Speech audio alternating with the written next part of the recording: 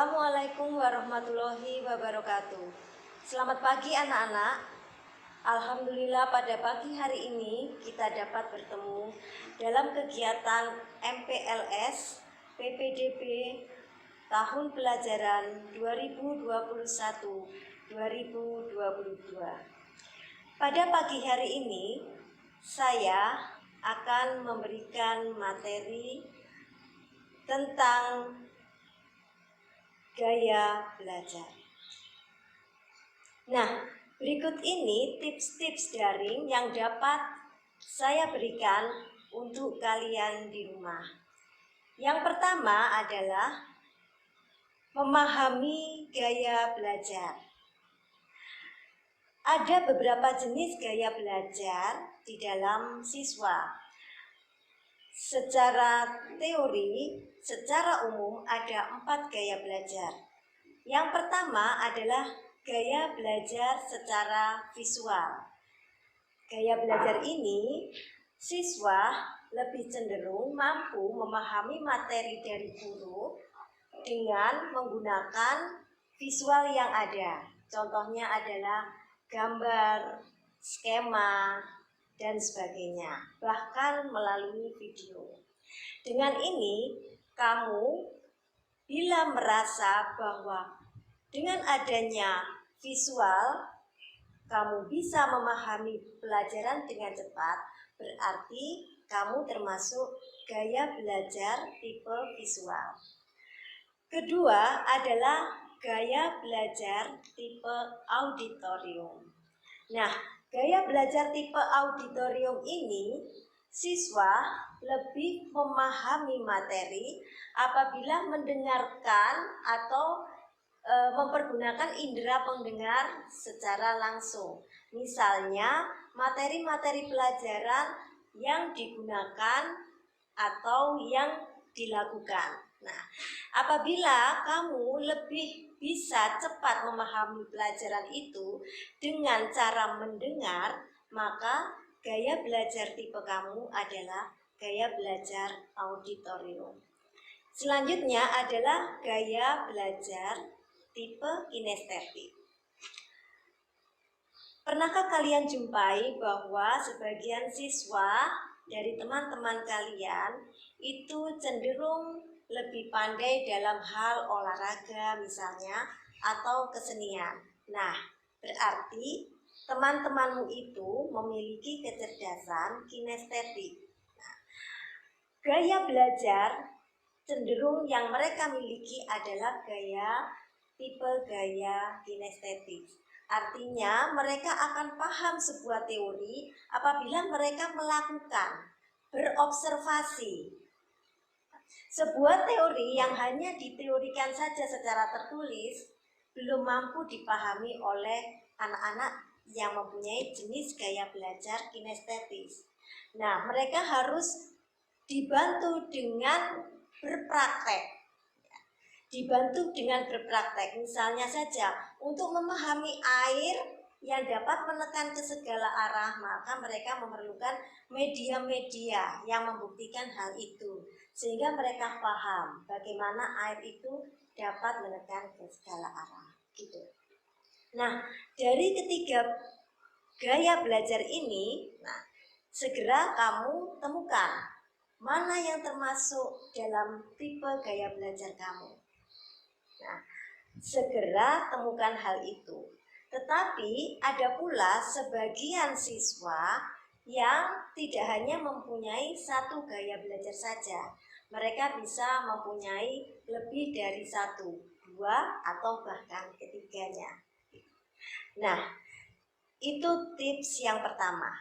Kemudian tips yang kedua adalah atur tempat untuk belajar. Pandemi ini mengharuskan kalian untuk belajar di rumah. Awalnya kalian merasa ini sesuatu yang baru, sesuatu yang menyenangkan. Tetapi ketika sudah berjalan 1 bulan, 2 bulan, 3 bulan, maka akan muncul rasa bosan Nah, untuk itu kamu harus mengatur tempat untuk belajar. Yang pertama dalam pembelajaran daring ini yang perlu diingat adalah bahwa tempat belajar kamu harus jauhkan dari tempat untuk tidur. Kenapa? Nah, belajar akan lebih konsentrasi apabila kita dalam posisi duduk. Ketika kamu belajar di sebuah ruangan yang tersedia tempat tidur, maka akan kamu cenderung akan rebahan. Selanjutnya kamu akan tertidur, kan begitu ya. Nah, jadi sebaiknya jauhkan atau menjauh dari yang namanya tempat tidur. Yang kedua, kamu bisa menentukan tempat belajar yang jauh dari hal-hal yang bising. Misalnya saja tempat belajar yang memungkinkan tempat itu digunakan untuk umum. Misalnya saja di ruang tamu. Nah, maka konsentrasi kamu akan terganggu ketika ada tamu yang berkunjung, maka kamu akan harus berpindah dan itu akan memulai konsentrasi kamu dari awal lagi. Nah, tempat belajar yang kondusif harus benar-benar kondusif tetapi nyaman. Itu adalah tempat belajar yang paling bagus, yaitu tempat yang kondusif, tidak ramai tetapi nyaman, tetapi tidak pula membuat kamu tertidur. Nah, kemudian tips yang ketiga adalah buat rencana belajar. Sudahkah kalian membuat rencana untuk belajar apa hari ini? Saya yakin bahwa belum semua siswa mampu atau merencanakan apa yang akan dia pelajari hari ini. Nah, belajar yang benar adalah kamu tahu bahwa hari ini kamu akan belajar apa. Tidak hanya sekedar menghafal apa yang diharuskan oleh guru atau mencatat apa yang harus dilakukan oleh guru, tetapi kamu tahu apa yang akan kamu cari, apa yang kamu akan tangkap hari ini.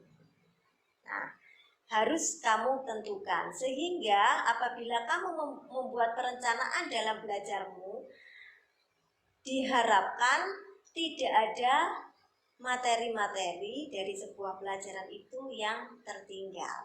Jadi kamu harus punya yang namanya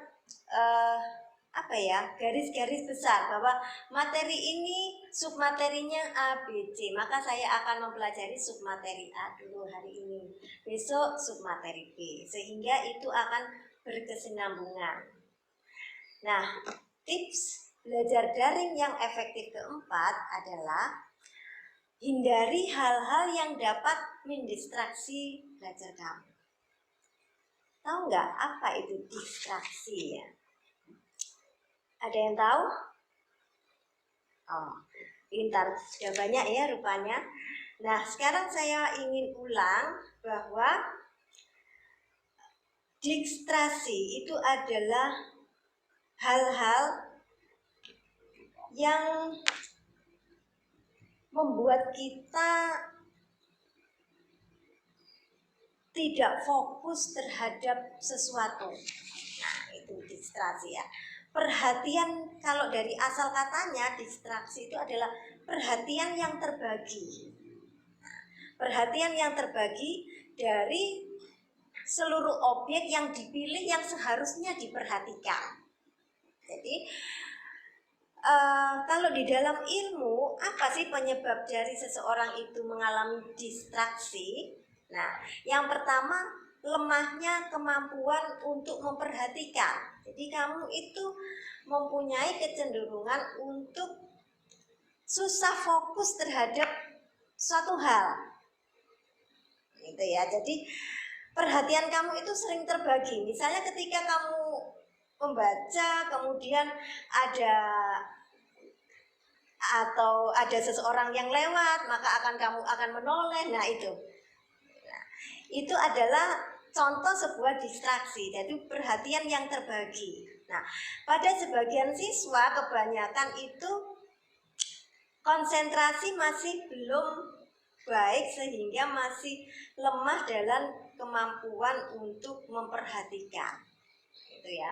Kemudian apa penyebab distraksi yang lain, yaitu lemahnya ketertarikan terhadap objek yang harusnya diperhatikan. Misalnya saja kalau itu kamu seseorang yang lapar begitu ya, maka kamu akan fokus pada perhatian sebuah makanan gitu. Ketika kamu ngobrol ya, oh ada teman yang membawa makanan, maka kamu akan menoleh. Nah, itu berarti lemahnya ketertarikan kamu terhadap objek yang seharusnya kamu menjadi perhatian. Gitu. Harusnya kamu ke fokus temanmu yang kamu ajak bicara, tetapi ketika teringat bahwa kamu lapar, kamu akan menoleh ke teman yang lain yang membawa makanan. Nah, itu berarti mengalami distraksi ya. Kemudian intensitas yang kuat dari sesuatu yang lain terhadap objek yang diperhatikan sama. Jadi apa sih salah satu yang menyebabkan pecahnya perhatian kalau di pembelajaran daring ini kira-kira? Ya betul. Apa? Telepon seluler atau yang disebut dengan HP. Intinya, jauhi HP dari area tempat kamu belajar. Dan yang kelima adalah perhatikan jadwal pelajaranmu. Lebih efektif apabila kamu belajar sesuai dengan apa yang materi yang atau pelajaran yang besok akan diberikan oleh Bapak Ibu Guru. Nah, berarti kalian harus mempunyai jadwal pelajaran yang memang bisa kalian pampang jadwal itu di area tempat kalian belajar, sehingga kalian akan teringat terus bahwa besok ada pelajaran apa, besoknya lagi ada pelajaran apa, dan seterusnya. Gitu ya.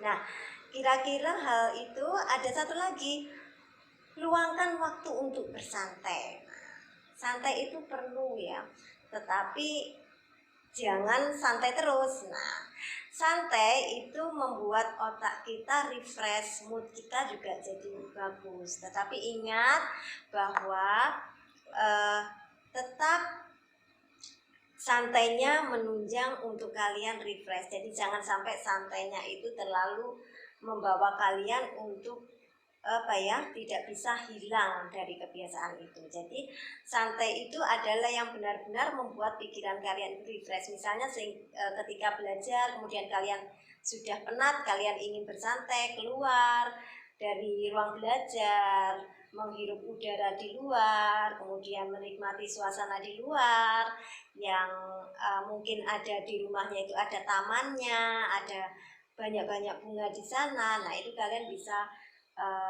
merefresh mood kalian dan pikiran atau menyegarkan pikiran kalian untuk selanjutnya dapat belajar lagi.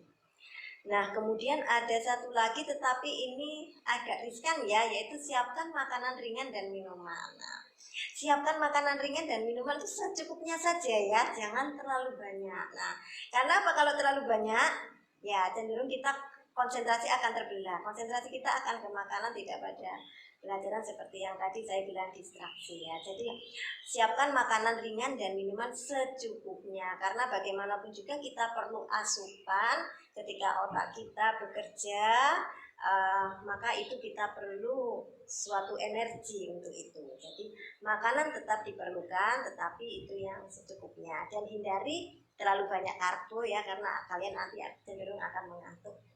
Nah, itu saja kiranya tips-tips belajar daring yang dapat kalian lakukan di rumah. Selanjutnya, apapun tipsnya, yang terpenting adalah disiplin kalian untuk belajar itu. Nah, selamat mencoba. Saya akhiri, wassalamualaikum warahmatullahi wabarakatuh.